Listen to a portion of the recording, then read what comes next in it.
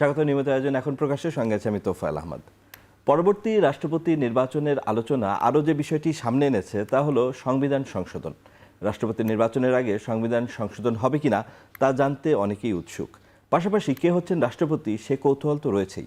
রাষ্ট্রপতি নির্বাচন ছাড়াও সমসাময়িক রাজনীতির অন্যান্য বিষয় নিয়ে আলোচনার জন্য আজ স্টুডিওতে আছেন বিএনপির ভাইস চেয়ারম্যান শামসুজ্জামান দুদু এবং সিপিবির সাবেক সাধারণ সম্পাদক রুহিন হোসেন প্রেস। আপনাদের উভয়কেই স্বাগত আজকের আলোচনায়। দুদু ভাই, রাষ্ট্রপতি নির্বাচনের জন্য 90 দিন সময় আছে বিধি মোতাবেক, কিন্তু অবস্থা দৃষ্টে মনে হচ্ছে ইসি থেকেও যেভাবে প্রস্তুতি নিচ্ছে মনে হচ্ছে একটু সময় নিয়ে নির্বাচন করতে চায় সরকার। তাহলে অনেকেই যেটি বলছেন বা অনেকে জানতে চান যে আসলে সংবিধান সংশোধন করে রাষ্ট্রপতি নির্বাচন হবে কিনা, কেননা জুলাই সনদে তো এ বিষয়ে কিছু আলাপ আলোচনা আমরা ইতিমধ্যেই সংস্কার কমিশনে হয়েছে এবং জুলাই সনদেও এই বিষয়গুলো কিছু উল্লেখ আছে। তো বিএনপি কি পুরনো পদ্ধতিতেই রাষ্ট্রপতি নির্বাচন করতে যাচ্ছে নাকি সংবিধান সংশোধন, যেহেতু সামনে অধিবেশন বসবে, সংবিধান সংশোধন করে রাষ্ট্রপতি নির্বাচন হবে? জি, আপনাকে ধন্যবাদ। আমাদের অত্যন্ত ছাত্র জীবনের পুরাতন সহকর্মী এবং পরে সিপিবির সাধারণ সম্পাদক রুহিন প্রিন্স এবং যারা দেখছেন আমাদের অনুষ্ঠান তাদেরকে শুভেচ্ছা। 24-এর গণঅভ্যুত্থানের পর একটা নতুন পরিস্থিতি আসছে, কিন্তু রাষ্ট্রপতির পদত্যাগ এটা পুরাতন নিয়মেই হয়েছে। উনি ওনার শারীরিক অসুবিধার কথা বলে উনি তার পদ থেকে ইস্তফা দিয়েছেন এবং নিয়ম অনুযায়ী, সংবিধানের নিয়ম অনুযায়ী স্পিকার ভারপ্রাপ্ত রাষ্ট্রপতি হিসেবে দায়িত্ব গ্রহণ করেছেন। এখন যেটা আপনি প্রশ্ন করলেন যে এটি সংবিধান সংশোধনের পরে তারপরে রাষ্ট্রপতি নিয়োগ হবে না তাড়াতাড়ি করেই রাষ্ট্রপতি নিয়োগ হবে, যদি এই তাৎক্ষণিক প্রয়োজনে আমি মনে করি যদি হয় তাহলেও আপনার 90 দিনের সুযোগ আছে, যেটা নির্বাচন কমিশন শিডিউল ঘোষণা করবেন। তারপরে নিয়ম অনুযায়ী প্রার্থী তার মনোনয়ন সাবমিট করবেন। তারপরে এটা যদি একক প্রার্থী হয় তাহলে বিনা প্রতিদ্বন্দ্বিতায় তিনি নির্বাচিত হবেন, আর না হলে এটা পার্লামেন্টে যাবে ভোটাভুটির প্রশ্নে। ওটা নিয়ম অনুযায়ী দেখা যাবে যে এখন বিএনপি যে অ্যাবসলিউট মেজরিটি আছে তাতে বিএনপির প্রার্থী যদি ভোটাভুটি হয় তাহলেও জিতবে। তবে আমার বিবেচনায় এটা সর্বসম্মত হলে সব থেকে ভালো। রাষ্ট্রপতি তো বাংলাদেশের 1 নম্বর ব্যক্তি, রাষ্ট্রপ্রধান, আর সরকার প্রধান হিসাবে যেন তারেক রহমান। তো সেই বিবেচনায় আমার কাছে মনে হয় এই সর্বসম্মতই উচিত। এর আগেও হয়েছে, আগামী দিনগুলোতেও সম্ভবত এটা হবে।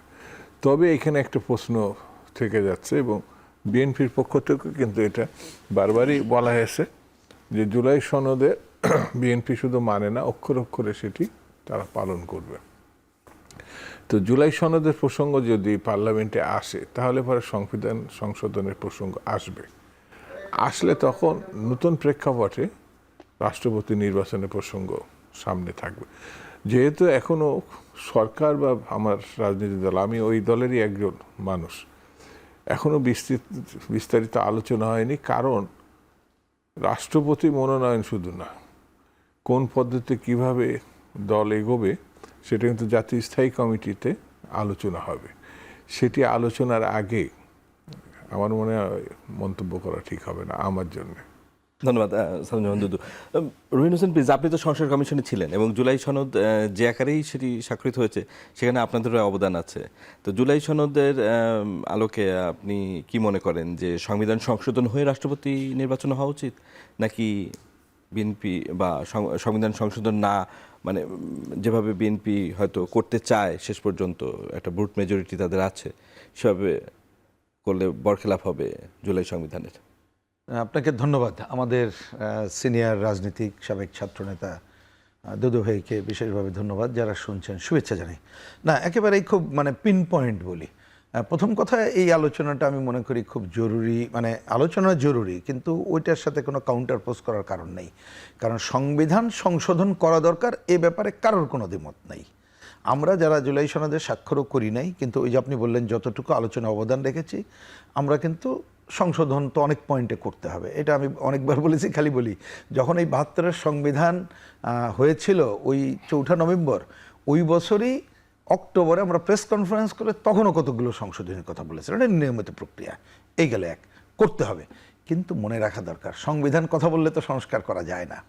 যেমন কথা বোঝার জন্য বলে একটা কমিটি করেছে দেখলাম, সেই কমিটি, হ্যাঁ ভালো খবর, সেই কমিটি অনেকগুলো পয়েন্ট আছে, তো তাদের দেখতে হবে, আলোচনা করতে হবে, দলে আলোচনা করতে হবে, জনগণের মত কি, আইনগত পজিশনগুলো কি, এইগুলো দেখতে এটা অনেক সময় লাগবে এবং সেই সময় দেওয়াটাই খুবই কারেক্ট, যৌক্তিক, মোটেই ভুল না। সুতরাং রাষ্ট্রপতি নির্বাচনের সাথে এইটা কোনোভাবেই মানে কাউন্টার পোজ করার দরকার নাই, বরঞ্চ আমার ধারণা যথাসময় বলতে যে সময় আছে, কারণ এমনি তো সংসদ ইতিমধ্যেই যেটা দেখলাম ওনারা যেটা বলেছেন, আমরাও তাতে দ্বিমত করি না, যে এমন জরুরি ঘটনা ঘটে নাই যে বিশেষ অধিবেশন ডেকেই রাষ্ট্রপতি করতে হবে, নর্মাল যে সময় আছে তাতে অনেক সময় থাকে। এইটা একটা গেল।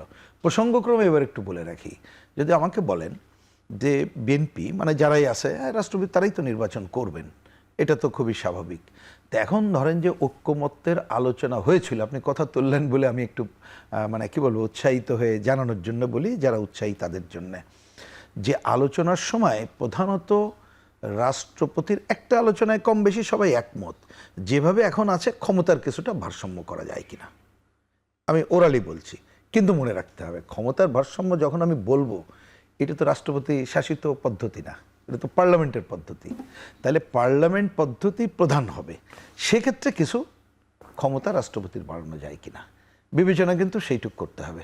আবার চিন্তাটা করতে হবে এটা যেন কি বলে দুই পদ্ধতি না হয়, মানে দুইজনই ক্ষমতাধর, তাহলে তো এটা চলবেও না, উচিত হবে না, যেহেতু সংসদীয় পদ্ধতি। সেই বিবেচনায় ঐক্যমত্যের আলোচনায় 4টা বিষয় এসেছিল যে রাষ্ট্রপতির ক্ষেত্রে আমরা করতে পারি কিনা, বোঝার জন্য বলি। একটা হচ্ছে রাষ্ট্রপতির নির্বাচনের পদ্ধতি ছিল, একটা ছিল হচ্ছে রাষ্ট্রপতির দায়িত্ব কর্তব্য, একটা ছিল রাষ্ট্রপতির অভিশংসন যে প্রক্রিয়া সেটাই, আর একটা ছিল ক্ষমা প্রার্থনা, রাষ্ট্রপতি ক্ষমা। এই 4টা পয়েন্ট, সময় থাকলে আমি হয়তো আরও পরে বলবো।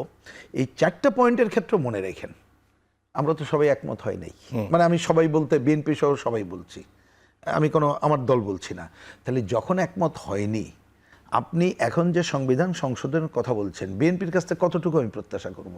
যারা জুলাই সনদ বলে আমি তাদের উদ্দেশ্যে বলছি, বিএনপি যতটুকুতে একমত হয়েছিল তার চেয়ে বেশি তো আমি প্রত্যাশা করব না। কিন্তু যতটুকু একমত হয়েছিল ততটুকু তো সেটা বিএনপির দায়িত্ব, অফকোর্স। এখন তো এতটুকু তো হয়েছিল যে উচ্চ কক্ষ এবং নিম্ন কক্ষ, না সেটা আসি, দুই কক্ষের মানে গোপন ভোটেই রাষ্ট্রপতি নির্বাচিত হবেন। ঠিক আছে, ওটার উত্তর আমি দিচ্ছি। ওটার থেকে আমাকে যদি ব্যক্তিগতভাবে বলেন, যে পয়েন্টে সবাই একমত হয়েছিল যে ক্ষমা প্রদর্শন যখন করে কাউকে, ওই জায়গাটা আমরা কি করব, প্রধানত ওইটাই ঐক্যমত্য ছিল। অন্য পয়েন্ট যেমন ধরেন আমরা তো ভাই ওই পয়েন্টে তো একমতই না, বাংলাদেশ এখন উচ্চকক্ষ করার প্রয়োজন মনে করছে না, এবং উচ্চকক্ষ কিন্তু যদি এরা করেও, এটা বিএনপির বক্তব্য আছে, এটা অনেক সময় লাগবে, এত সহজ না। এবং উচ্চকক্ষের ব্যাপারেও কিন্তু সবাই একমত ছিল না, যারা উচ্চকক্ষ চায় কিভাবে এটা হবে সে ব্যাপারে কিন্তু নানা মত ছিল। সুতরাং জিনিসটাতে আমি বলছি তো সহজ না। এবার আমার এই পয়েন্টের শেষ বক্তব্য, তাহলে এই যে 4টা বিষয় ছিল তার মধ্যে আমি বিএনপির কাছে ওইটুক প্রত্যাশা করার ন্যায্য হবে, কারণ আমি যেটা চেয়েছিলাম আমি তো সেটা এই সময় আশা করতে পারি না। আমি হয়তো সেটা যে লড়াই করতে পারি, অন্যরা লড়াই করতে পারে, লড়াই মিনস আমি বলছি জনমত সংগ্রহের লড়াই মিনস আমি ওইটা মিন করতে চাই জনসমর্থন। বিএনপি যে পয়েন্টে একমত হয়েছিল আমার বিবেচনায় রাষ্ট্রপতি নির্বাচনের সময় ওইটুক তারা মনে রাখতে পারে। ক্লিয়ার করতে পারলাম কিনা? মানে ধরুন XYZকে ওনারা করবেন, তো ওনারা এখন যে আছে ওইটার ভিত্তিতেই যাকে রাষ্ট্রপতি উনি, নাকি ওনারা যদি সংবিধান আরও যখনই করুক সেই সংশোধনের পরে তার যে দায়িত্ব ক্ষমতা একটু যদি বাড়ে, আমি যদি শব্দটা ইউজ করলাম, কারণ কী হবে তো জানি না, কেন তো সংবিধান খালি ওই এক পয়েন্ট, অনেক সংশোধনের সাথে জড়িত, এবং তারপরে এটাকে মতামত নেওয়ার ব্যাপার আছে। এমনকি পয়েন্ট এরকমও আছে, ধরেন কোনো পয়েন্টে সংশোধনের ব্যাপারে যদি রাষ্ট্রপতির কাছে যখন যাবে, তখন তিনি যদি মনে করেন এটা গণভোটে দেবেন, গণভোটের বিধান কিন্তু ফিরে আসছে, তখন কিন্তু আবার গণভোট করতে হবে। তার মানে জিনিসটা এটা মুখে বলে দিলাম বা কেউ আজকে রাজপথে বক্তৃতা করলাম কালকে এটা করো, ওইটা হয় না কোনোদিনও। সংবিধানের মতো জিনিস এত সহজ না। তা আমার প্রত্যাশা এইটুকুই থাকবে যে দ্রুততর সময় বলতে যে সময় আছে তারা এটা ইলেক্ট করুক, এবং আমি নিশ্চয়ই এটা আশা করব যে তারা সংবিধান সংশোধনের মধ্যে রাষ্ট্রপতির ক্ষমতার ভারসাম্য যতটুকু তারা করতে চায়, আমি বলছি সেইটা বিবেচনা করে তারা নিশ্চয়ই, আমার ধারণা, ওই ধরনের ব্যক্তিকে রাষ্ট্রপতি তারা এটা মানে কি বলবো যে নির্বাচিত করবেন। আর আমাকে যদি বলেন আমরা হয়তো দলীয় মতামত না চাইলে তো দেবো না, আমার ব্যক্তিগত মত আগেও বলেছি, এই জন্য বলে দিতে পারি, আমার ব্যক্তিগত মত হচ্ছে অনেক অভিজ্ঞতা তো হলো, আমরা যে যত কথা বলি না কেন এখন পর্যন্ত অনেক আমরা স্ট্যান্ডার্ড জায়গায় যেতে পারিনি।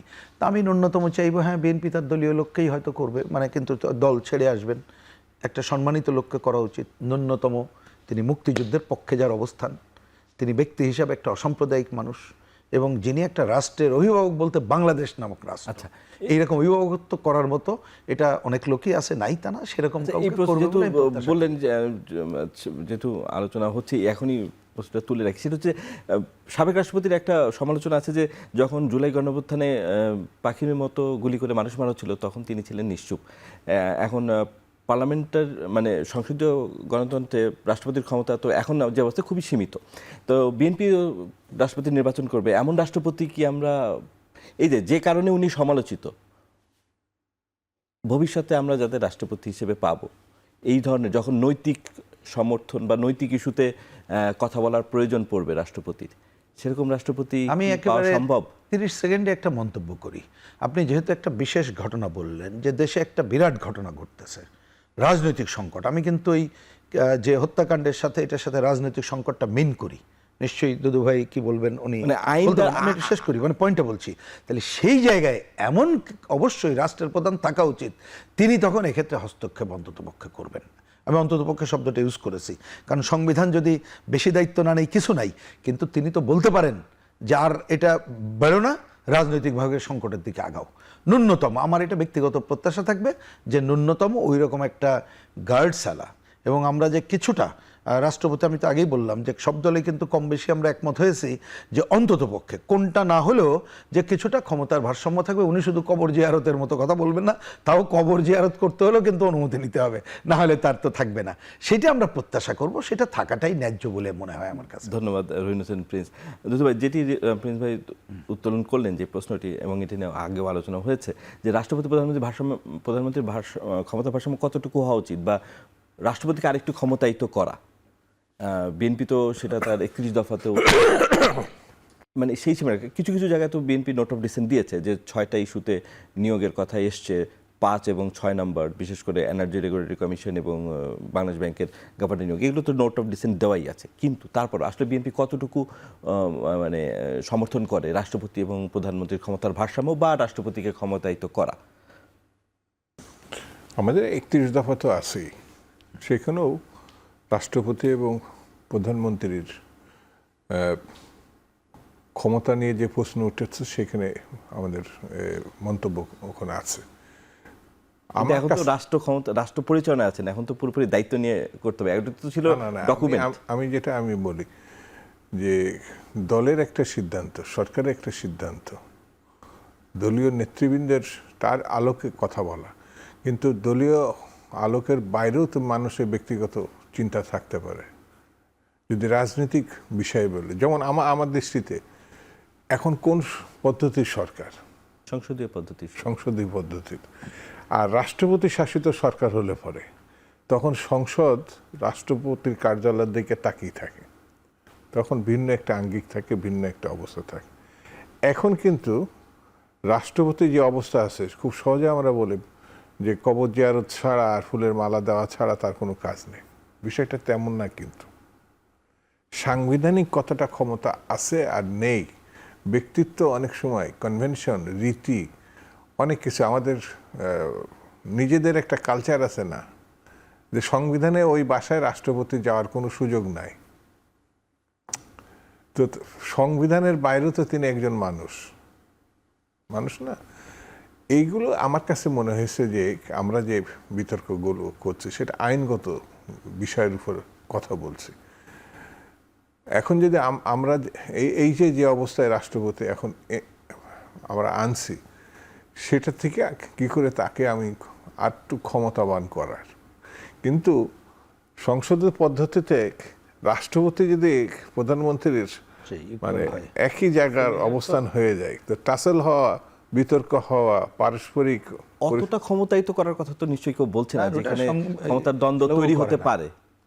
অতটুকু ব্যাপার না। আমার কাছে মনে হয়েছে রাষ্ট্রপতির যে কাজটা, না রাষ্ট্রপতির সংসদীয় ব্যবস্থায় এখন যে জিনিসটা আছে, এটাও তো কোনো না কোনো সরকার এটা করছে না, এটা নিজে থেকে তো হয় নাই। এখন সেটি যখন আলোচনায় আসছে পার্লামেন্টে গিয়ে, তাকে আরো বেশি কিভাবে মানে ব্যবহার করা যায়, মানে সেই প্রশ্নটা সামনে এসছে। আমার কাছে মনে হয় যে এটা বিএনপিও মানে যে অবস্থা আছে সেটা চায় না, এর থেকে আরেকটু যুক্তিসঙ্গত যুক্তি পর্যায়ে যাক, যেখানে 31 দফায় কিন্তু ভারসাম্যের কথা বলা আছে। সেই জন্য আমার কাছে মনে হয় না যে আগামী দিনগুলোতে যে অবস্থা আছে সে অবস্থা চলতে থাকবে, কিছু পরিবর্তন হবে। কিন্তু আপনার কথা শুনে যেটা মনে হলো, ব্যক্তিত্ব একটা বড় বিষয়। ব্যক্তিত্ব সম্পন্ন ব্যক্তিকে রাষ্ট্রপতি নির্বাচন করলে এই এখন যে ক্ষমতা বা এখন যে বিধিবিধান আছে এর ভিতর থেকে অনেক কিছু করা সম্ভব, যদি আমি ভুল না বুঝে থাকি, তাই কি? সেক্ষেত্রে বিএনপি দুজন রাষ্ট্রপতি আব্দুর রহমান বিশ্বাস এবং ইয়াজউদ্দিন আহমেদ, তাদের নিয়োগ নিয়ে সমালোচনাও আছে, আলোচনা বা কেউ হয়তো সমর্থনও করবে, কিছু সমালোচনা আছে। আমরা যদি পূর্বের দুই রাষ্ট্রপতি দেখি, সামনে যে রাষ্ট্রপতি নির্বাচন করতে যাচ্ছে বিএনপি সহ অন্যান্য রাজনৈতিক দলগুলো নিশ্চয়ই সেখানে সমর্থন দেবে। অতীতের আলোকে দেখলে মানুষ কি আশাবাদী? এখন সামনে যেহেতু বিএনপি রাষ্ট্রপতি নির্বাচন করবে, মানুষের হতাশ হওয়ার জায়গা আছে, আশাবাদী যে হতে চায় সে আশাবাদী হতে পারে।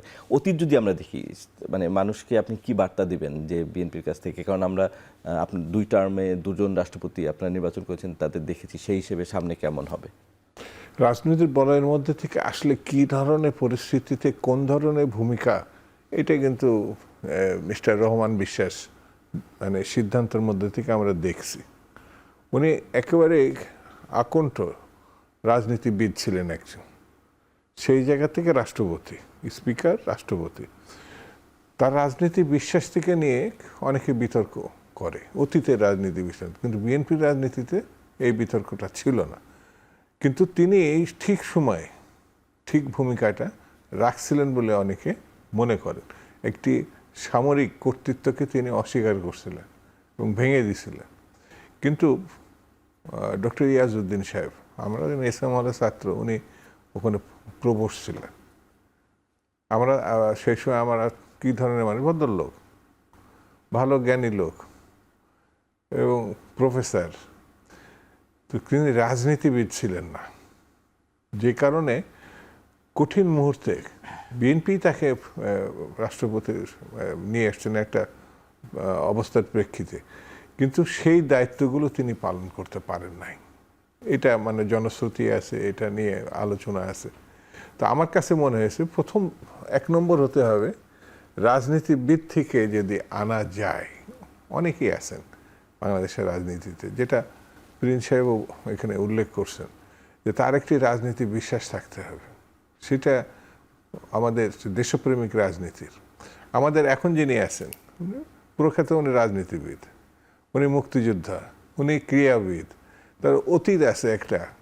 তো সেই কারণে কিন্তু দেখবেন খুব, এবং লেখকও বটে, রাজনীতি নিয়ে অন্যান্য বিষয় নিয়ে তার বেশ কিছু লেখালেখিও আছে। তো আমরা যদি এই সবগুলো বিষয়গুলো মাথায় রেখে আগামীতে চিন্তা করি, নিশ্চয়ই চিন্তা হচ্ছে, চলছে, বিভিন্ন মহল, বিভিন্ন মানুষ একসঙ্গে কথা বলছে, আর দলীয়ভাবে স্থায়ী কমিটি বসবে, সেখানে তো অনেক আলোচনার সুযোগ আছে। অতীত থেকেও তো শিক্ষা নিবে, বা হ্যাঁ, অতীত তো বটে। এবং বিএনপির মধ্য থেকেই যে রাষ্ট্রপতি যে কয়জন আসছেন, ধরেন সে জায়গা মানে আমাদের চাহিদা পূরণ হয়েছে এমনও আছে, আবার হতাশার কিছু জায়গা আছে। এইসব জিনিসগুলো যদি সামনে আসে, তাহলে আমার মনে হয় যোগ্য মানুষটাই সামনে আসবে, এটা ধরা যায়। ধন্যবাদ সামুজ্জামান দুদু। প্রিন্সিপাল, আমাদের একটা বিরতিতে যেতে হবে। বিরতিতে যাওয়ার আগে প্রশ্নটি রেখে যাই যে আমাদের তো অরাজনৈতিক রাষ্ট্রপতি আমরা পেয়েছি, যেহেতু মানে দুধ ভাই বলছিলেন তাদের দলীয় আদর্শের ভিতর থেকেই তারা একসময় আব্দুর রহমান বিশ্বাসকে দিয়েছেন, যিনি পুরোপুরি রাজনীতিবিদ, আবার অরাজনৈতিক ব্যক্তিত্বও আছেন। আবার শাহাবুদ্দিন আহমেদকে আমরা দেখেছি অরাজনৈতিক ব্যক্তিত্বকে রাষ্ট্রপতি হিসেবে নিয়োগ দেন। আবার এই কথাও এসছে যে রাজনীতিবিদরা অনেক বেশি চাপ সামলাতে পারেন। সব মিলিয়ে আপনার কাছে কি মনে হয় যে রাজনৈতিক এবং অরাজনৈতিক দুই অঙ্গন থেকে আমরা রাষ্ট্রপতি দেখেছি, ভবিষ্যৎ রাষ্ট্রপতি নির্বাচনের ক্ষেত্রে আসলে বিএনপি কি বিবেচনা করবে? কারণ এমন অনেক নামও আসছেন যিনি অরাজনৈতিক ব্যক্তির নামও আসছে, যদিও এগুলো সবই আলোচনা। তো আপনার কি মনে হয় যে রাজনৈতিক নেতৃত্বই বেশি মানে যৌক্তিক হবে রাষ্ট্রপতি নির্বাচন করার জন্য? আমরা বিরতির পরে আমরা উত্তরটা নিচ্ছি। দর্শক, আমরা একটা বিরতিতে যাচ্ছি, ফিরে আসছি একটু পরে।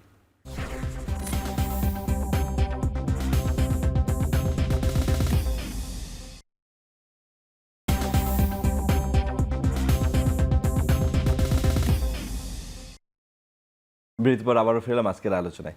জনাব রুহিন হোসেন প্রিন্স, আমরা বিরতিতে যাওয়ার আগে যে প্রশ্নটি করছিলাম যে রাজনৈতিক এবং অরাজনৈতিক ব্যক্তিত্ব রাষ্ট্রপতি হিসেবে বিএনপির কাকে বেছে নেওয়া উচিত, এবং পাশাপাশি একটু উল্লেখ করতে চাই যে রাজনৈতিক ব্যক্তিত্ব থেকেও কিন্তু আওয়ামী লীগ নির্বাচন করে মানে রাষ্ট্রপতি করেছিল। আমরা দেখেছি তার কাছ থেকে এই লঘু হাস্যরস এবং হালকা কিছু কথাবার্তা ছাড়া তেমন কিছু আমরা ওইভাবে ভূমিকা রাখতে দেখিনি। যখন দিনের ভোট রাতে হয়েছে তখন আমরা ভূমিকা পাইনি। তো আপনি কি মনে করেন আসলে? আচ্ছা, এটা আমি এখন যেটা বলবো এটা একান্ত আমার ব্যক্তিগত মত, কারণ এটা দলীয় মত হিসেবে ধরা ঠিক হবে না, কারণ দল আমরা যেহেতু আলোচনা করি না, এবং এটা মতামত না চাইলে আমরা এর মধ্যে ঢুকবো না দলগতভাবে, সেটা বলি। এবার আমি আসি যে ঠিক যে সময় কথা বলছি এই প্রেক্ষাপট বিবেচনা করা দরকার, কারণ এটা তো সবাই আমরা জানি একটা স্থান কাল পাত্র, এটা একটা সাধারণ কথা, এই একটা। এবার খেয়াল রাখেন যে আমাদের দেশের উপরে নানাভাবে ভূ রাজনৈতিক এবং নানা কারণ অনেকদিন ধরে সে অনির্বাণের সময় থেকে একটা বিরাজনীতিকরণের ধারা চালু করতে চায়, এবং অনেক সময় এমন এমন মানুষকে নিয়ে আসতে চায় সে যাতে রাজনীতির বাইরে অন্য ক্রীড়ানকের ভূমিকা পালন করে, সেরকম একটা পর্যায়ে কিন্তু আমাদের দেশ একটা অবস্থান করছে। এটা একটা দিক। আরেকটা দিক হচ্ছে এখন যে জায়গায় আমরা আছি তাতে কিন্তু আমাদের সংসদের ভেতরে এবং বাইরেও অনেক এমন অপশক্তি আছে যারা কিন্তু যে কোনো সময় আমাদেরকে অভ্যন্তরীণ সংকটে ফেলতে পারে, দেশি বিদেশি কুচক্রীদেরকে সাথে নিয়ে। সেই রকম একটা পরিস্থিতিতে আমার ব্যক্তিগত বিবেচনা হচ্ছে অবশ্যই রাজনৈতিক সচেতন মানুষকে নির্বাচিত করা দরকার বলে আমি মনে করি। আর এটা তো আমরা জানি যিনি এটা হবেন, ধরুন যাকে করলেন তিনি ওই দল করলে উনি তার দায়িত্ব তো ছেড়ে আসে করবেন। এই জন্য আমার ব্যক্তিগত মত এই ধরনের মানুষকে এখনও করা দরকার। তাহলে হবে কি, কারণ এইটা সংসদীয় সরকার, তিনি বুঝবেন, তাহলে ইচ্ছা করলেও উনি ওইখানে মেলা হস্তক্ষেপ করার ব্যাপার নেই। যতটুকু দায়িত্ব সেটুকু আবার রাষ্ট্রের অভিভাবক হিসাবে, একজন রাজনৈতিক সচেতন মানুষ হিসাবে, এবং দুদুভাই শব্দটা বলেছেন দেশপ্রেমিক, আমি বলেছি দেশপ্রেমিক, মুক্তিযুদ্ধ এবং একটা অসাম্প্রদায়িক মানুষকে ধারণ করতে পারে, যার একটা দীর্ঘ ঐতিহ্য আছে। এইরকম একটা দৃঢ় চেতনা সম্পন্ন মানুষকেই করা উচিত বলে আমি ব্যক্তিগতভাবে মনে করি। অবশ্যই এটা রাজনৈতিক অরাজনৈতিক যে আলোচনাগুলো এখন আসছে এইটা আপনি খেয়াল করবেন। আমি জানি না, কিন্তু প্রসঙ্গগুলো আমি কারোর কী বলবো, এখানে কোনো ব্যক্তি নিয়ে আমার কোনো কোশ্চেন নাই, কোনো ব্যক্তির সব সম্পর্কে আমরা জানি না, কিন্তু এই আলোচনা মাঠে কেন, এটাই তো আমার কাছে একটা প্রশ্ন। এটিকে অনেকে প্রভোগ করছে, হ্যাঁ, কারণ এটা খেয়াল করেন এখন কিন্তু অনেক সময় জনতুষ্টিবাদের সময়টা অনেক বেশি একটা প্রচার মিডিয়াতে একটা এনে কেউ কিন্তু প্রভোগ করে অন্য জায়গায় নিতে চায়। তা আমি আশা করব এখন যারা ক্ষমতাসীন আছেন তারা কিন্তু এটা নিজেরাই বোঝে যে দীর্ঘ লড়াই করতে হয়েছে, এবং একটা কর্তৃত্ববাদী স্বৈরাচারের সময় একটা বিপদগ্রস্ত আমরা সবাই মিলেছিলাম, তারপরে অন্তর্বর্তীকালীন সময় আরও বিপদের মধ্যে ছিলাম। সেইখানে কিন্তু আমরা ন্যূনতম গণতন্ত্রের পথে হাঁটার কাজটা করতেছি। এই সময় একেবারে মানে কোনো ওই ধরনের কী বলে একেবারে তথাকথিত নন পলিটিক্যাল ব্যক্তির নাম দিয়ে অন্যদের করাটা আমি ব্যক্তিগতভাবে আমার মত যে এটা যথাযথ মোটেই হবে না। ধন্যবাদ জনাব সামজাদ দুদু। আমরা প্রত্যেকটি নির্বাচিত সরকারের শেষ সময় মানে যখন ক্ষমতা হস্তান্তর হবে বা নির্বাচন যখন আসে তখন আমরা দেখি সবসময় একটা টার্মোয়েল তৈরি হয়েছে, এবং সেই সময় রাষ্ট্রপতির একটা ভূমিকা থেকে যায়, বা ওই সময় রাষ্ট্রপতির দায়িত্বটা অনেক সংবেদনশীল হয়ে যায়। সেই বিবেচনায় এবারও তো মানে পরবর্তী নির্বাচন আমরা জানি যে তত্ত্বাবধায়ক সরকারের অধীনে হবে, তো সেই সময় রাষ্ট্রপতির ভূমিকা নিয়ে এখনই আলোচনা হচ্ছে যেন আমরা এই যে ধারাবাহিকতা নির্বাচিত সরকার যাবে, অন্তর্বর্তী মানে তত্ত্বাবধায়ক সরকার আসবে, আবার নির্বাচিত সরকার যেন দায়িত্ব নিতে পারে সেরকম বলিষ্ঠ ব্যক্তিকে রাষ্ট্রপতি নির্বাচন যেন করা হয়, সেই বিষয়গুলো নিশ্চয়ই বিএনপি বিবেচনা করছে। অতীতে আমাদের সামনে অনেকগুলো দৃষ্টান্ত আছে, মানে কেয়ারটেকার আন্দোলনের আগে কেয়ারটেকার আন্দোলন, কেয়ারটেকার সরকার, তারপরে পরিস্থিতি, এইভাবে কিন্তু ধারাবাহিকভাবে এই 55 বছরের ভিতরে মানে এই বিষয়গুলো আমাদের কিন্তু কম বেশি সবাই আমরা জানি। বিএনপি এখন আওয়ামী লীগ নাই দৃশ্যপটে, কিন্তু অন্য যারা আছেন তারা যেমন এরশাদের সামরিক স্বৈরতন্ত্র হাত থেকে বাঁচার জন্য কিন্তু একটা দীর্ঘ আন্দোলন সংগ্রাম আমরা করেছি 9 বছরের। ঠিক তেমনি এই শেখ হাসিনার হাত থেকে বাঁচার জন্য আমরা আরও বেশি প্রায় 18 বছরের একটা লড়াই সংগ্রাম আছে। তো সরকার পদ্ধতি, কেয়ারটেকার, ক্ষমতা হস্তান্তরের আগে পরের মুহূর্তগুলো, এখানে ভালো মন্দ দিক, এটা কিন্তু খুব বেশি দিন পুরাতন অতীতের ঘটনা না। সেই বিষয়গুলো মাথায় রাখার প্রেক্ষিতে কিন্তু বিনীশ সাহেব যেটা বলছে, আমু কিন্তু একই কথা বলবো যে রাজনীতিবিদ পরীক্ষিত, দেশপ্রেমিক, মানে যে টার্মগুলো আমরা বলছি এখন কিন্তু তারা আছে, সামনেই আছে। মুক্তিযুদ্ধ, স্বাধীনতা, লড়াই, এইসব জিনিসগুলো কিন্তু বাইরে গেলে, যেমন এটা তো আমরা সবাই জানি, নিকট অতীতে খুব বেশি দিন হয়নি, এই যে 18 মাসের যে একটা সরকার ছিল, সেই সরকার কাদের দিয়ে চলেছে, তখনকার পরিস্থিতি কি ছিল, আমরা তার কাছে বশ্যতা, মানে সেই সরকার প্রধানের বা সেই সরকারকে কতটা বশ্যতা স্বীকার করে তাদের চলতে হয়েছে। নির্বাচনের পরের দৃশ্যপট এখনো পর্যন্ত তাদের হাত থেকে জাতিকে বাঁচানোর জন্য কিন্তু মানে বিভিন্ন জায়গায় বিভিন্ন রকম পরিস্থিতি তৈরি করে এটা আবার সরকারের ঘাড়ে চাপানোর চেষ্টা আছে। সেটা যেমন নারী নির্যাতনের কথা, মানে তারা যে পর্যায়ে নিয়ে আসছে, এখন আমি অনেক ক্ষেত্রে বলি 7-1, এটাতে কোনো ঘটনাই না। নারী নির্যাতনের উল্লেখযোগ্য ঘটনা বুঝতে হলে পরে 7-1 যেতে হবে। তো এইসব বিষয়গুলো আমি সামনে এনে যদি আপনি ওই রকমভাবে একজন রাষ্ট্রপতি, আমরা মানে আমার ব্যক্তিগত মতামত, এবং বিএনপিও নিশ্চয়ই এই দিকেই যাবেন, পরীক্ষিত, দেশপ্রেমিক, মুক্তিযুদ্ধের একজন মানে কি বলবো দর্শন পরীক্ষিত ব্যক্তি যদি সামনে আমরা আনতে পারি, এবং বিএনপি ভিতরে যে আলোচনাগুলো আছে, হতাশ হওয়ার কিছু নেই। বিএনপি বরঞ্চ ওই লাইনের দিকেই যাচ্ছে যে আমাদের তো দৃষ্টান্ত আছে যে আমি একা রাজনীতির বাইরে একেবারে এমন ব্যক্তিকে নিয়ে এসে বসালাম, কি হবে তো সেটা এই যে 18 মাস আগে নির্বাচনের 3-4 দিন আগে যে চুক্তি হলো, মানে এই সরকারের ঘাড়ে উত্তরাধিকার সূত্রে সেটা আমাকে কোনো রাজনীতিবিদ এই ধরনের ঘটনায় মানে মুখোমুখি হতো আমার তো মনে হয় না। আমি ওটা করে নিয়ে আরেকজনের ঘাড়ের উপর চাপিয়ে দিয়ে আমি চলে গেলাম। তো এইসব জিনিসগুলো যদি সামনে এনে আমি সিদ্ধান্ত নিতে চাই, কারণ এখন এটা খুবই গুরুত্বপূর্ণ একটা ইস্যু। রাষ্ট্রপতি, হ্যাঁ আমাদের সময় আছে যেমন, আবার ভুল হলে পরে এর মাসুল আমাদেরকেই দিতে হবে, জাতিকে দিতে হবে, আমার দলকে দিতে হবে, আমার সরকারকে দিতে হবে।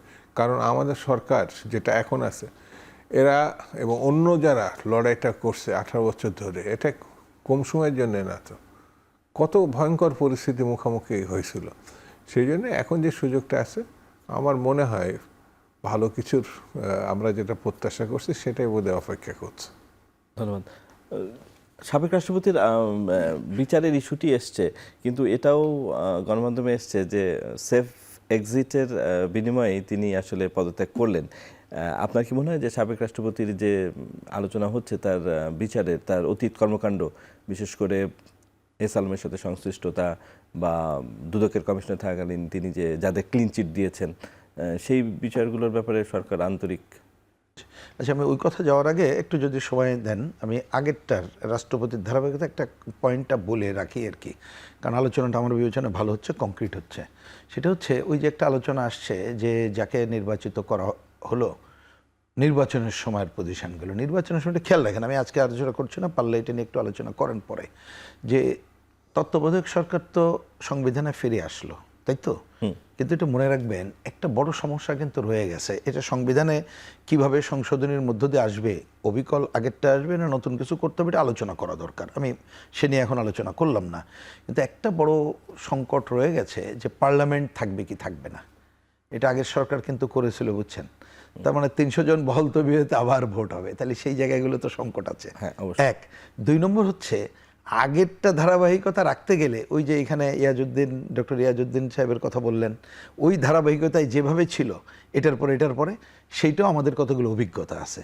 তা এখন আমি বলছি যে সেইটা পুরো আমাদের এই যে তত্ত্বাবধায়ক সরকার, ওইখানে কিভাবে আমরা ডিল করব, সরকার কিভাবে ডিল করবে, তার উপরে ওই সময় রাষ্ট্রপতি যিনি থাকেন, অনেক সময় কথা হয় তার হস্তক্ষেপের প্রশ্নটা আসে বলে বোধহয় আলোচনা হচ্ছে, ওইটা করতে পারবেন কি পারবেন না তার উপরে নির্ভর করবে। সুতরাং টোটালিটিতে বিবেচনা করলে আমি মনে করি আগে থেকে, সুতরাং রাষ্ট্রপতিকে ওইখানে একটা নেগেটিভ কোশ্চেন বোধ করে বিবেচনা করার কোনো প্রয়োজন আছে বলে মনে করি না। এখনকার বাস্তবতায় একজন দৃঢ় মানুষ, দেশপ্রেমিক, মুক্তিযুদ্ধের পক্ষে, আর আমার বয়ানে বললাম যে একটা অসাম্প্রদায়িক চিন্তার মানুষই থাকবে বলে মনে করি। আর ওইটা যেটা বললেন আমার কথা পরিষ্কার, সেটা হচ্ছে যে ভদ্রলোকটি নিয়ে কথা হচ্ছে, তার অতীত তো আমরা জানি সবাই, না জানার কিছু নাই। তিনি দীর্ঘ দলের অতীত, তারপর অন্য জায়গায় যেখানে দায়িত্ব পালন করেছে সেটা বহুবিধ কোশ্চেন রয়েছে।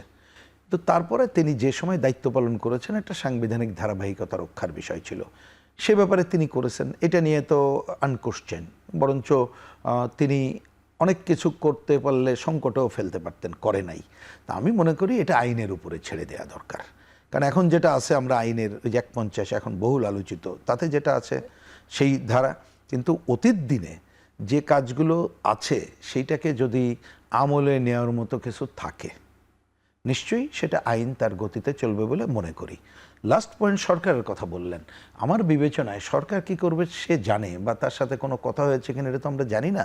কিন্তু আমাকে যদি বলেন, একটা মনে রাখতে হবে, আমরা এখন কিন্তু ওই যে ন্যূনতম গণতন্ত্রের পথে যাত্রার কাজটা করছে। এই শব্দটা আমি অনেকবার বলি, অনেকে বলে আপনি ন্যূনতম শব্দ, যে হ্যাঁ এখন ন্যূনতমই রাখার পক্ষে, কারণ আস্তে আরও ভালো দিকে যাই। তা সেই জায়গায় কিন্তু অনেক ঘটনা ঘটে। এইটা আপনি আমি মানি না মানি, আমরা কত বেশি জটিলতা কমাতে পারি, কিন্তু কোনো অনৈতিকতায় প্রশ্রয় দেব না, ও ব্যাপারে দৃঢ় থাকবো।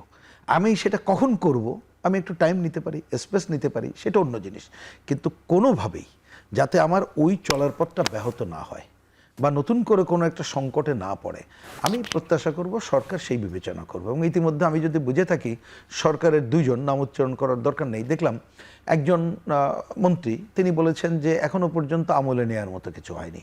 আবার একজন বলেছেন যে জিনিসগুলো আসুক, যদি আমলে নেওয়ার মতো হয় তখন বিবেচনা করব।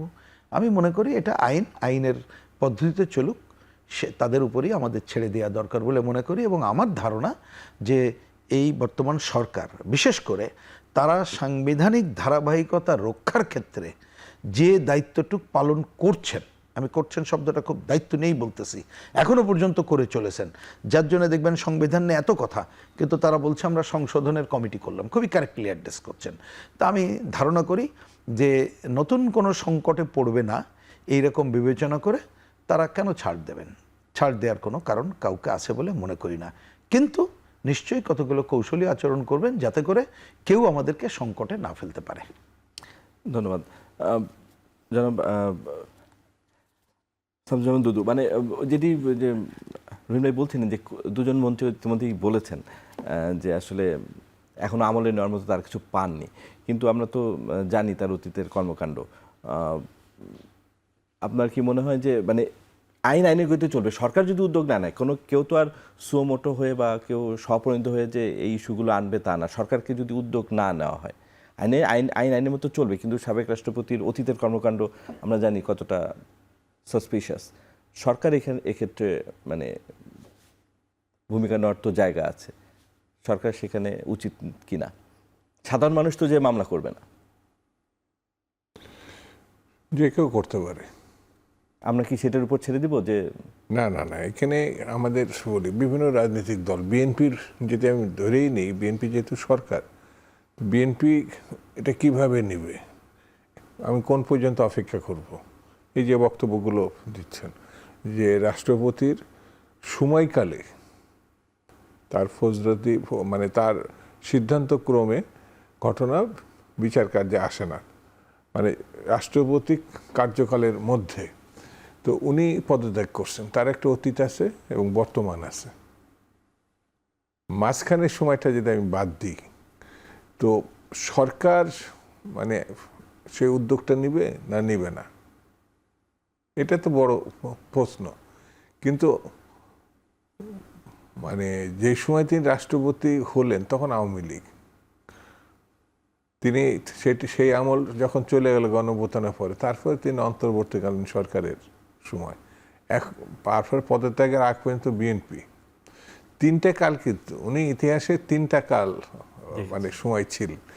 তো এই যে মাঝে অন্তর্বর্তীকালীন সময়ে তিনি রাজনৈতিক দলগুলোর সঙ্গে পারস্পরিক আলোচনার ভিত্তিতেই তিনি এগিয়েছেন, মানে আওয়ামী লীগ বাদে। তো সেই জন্যে ওই যেমন সাংবিধানিক সংকটের প্রশ্নে বিএনপি তখন তার পদত্যাগ প্রত্যাশা করে নাই, তাকে স্পষ্ট করে বলছেন এই পদত্যাগের পক্ষে না। ওই সময় অনেকে পদত্যাগের পক্ষে ছিলেন। আসলে সাংবিধানিক সংকট তৈরি হতো, কারণ উনি পদত্যাগ করলে কার কাছে যাবে রাষ্ট্র। তো প্রশ্নটা যেটা আমার কাছে মনে হয় যে এখন কি হবে, তো এখনই আমাদের মন্তব্য আমার কাছে মনে হয়েছে যে বিভিন্ন পর্যায়ে আলোচনা হচ্ছে যে তার ওই যে ইসলামী ব্যাংকের ঘটনা, গণঅভ্যুত্থানের সময় যখন নির্বিচারে ছাত্র জনতার উপর গুলি চালাচ্ছে সরকার, তখন তার ভূমিকা নিয়ে প্রশ্ন ছিল। এখন সেসব বিবেচনায় যদি সামনের দিনগুলো সরকার করলো না কোনো কথা, তখন তাহলে এই পরিস্থিতিটা কি সামনে এগোবে না অন্য কোনো মহল থেকে, বিশেষ করে বিরোধী দলের পক্ষ থেকে, জামাত ইসলামের পক্ষ থেকে। কিন্তু বক্তব্যই কিন্তু শেষ, কার্যকর তাদের কোনো ভূমিকা নাই। তাহলে আমরা মনে হয় ওয়েট অ্যান্ড সি, আমরা অপেক্ষা করতে পারি যে এটা কি করা উচিত। আর সহজভাবে আমরা ছেড়ে দিতে পারি, সেটা হচ্ছে যে আইন তার নিজস্ব গতিতে চলবে, এভাবে বলতে পারি। কিন্তু মানে যে কারণে মানুষের মনে সন্দেহ, কেননা 18 মাসের অনেক সমালোচনা হয়, কিন্তু আমরা দেখেছি যে অনেক উপদেষ্টার যারা ব্যক্তিগত সহকারী, তাদের দুর্নীতির মামলাগুলো এখনো হিমাগারে আছে। 18 মাসের অনেক অভিযোগ, যেখানে আমরা আশা করেছিলাম নির্বাচিত সরকার আসার পরে সেগুলো তদন্ত হবে, আলোচনা হবে বা আলো পড়বে সেই ইস্যুগুলোতে, সেগুলো আলো পড়ার বদলে বরঞ্চ আরও হিমাগারে চলে যাচ্ছে অনেক ইস্যু। এই কারণেই মনে হচ্ছে যে এগুলো নিয়ে আর সরকার এগোবে কিনা। 5 মাস তো আমরা একটু অপেক্ষা করে দেখি, এখনই ছেড়ে দেওয়ার দরকার কি, মানে সমাপ্তি রেখা নাই বা টানলাম। ধন্যবাদ। আমাদের একটা বিরতি নেওয়ার সময় হয়েছে। দর্শক, আমরা একটা বিরতিতে যাচ্ছি, ফিরে আসছি একটু পরে।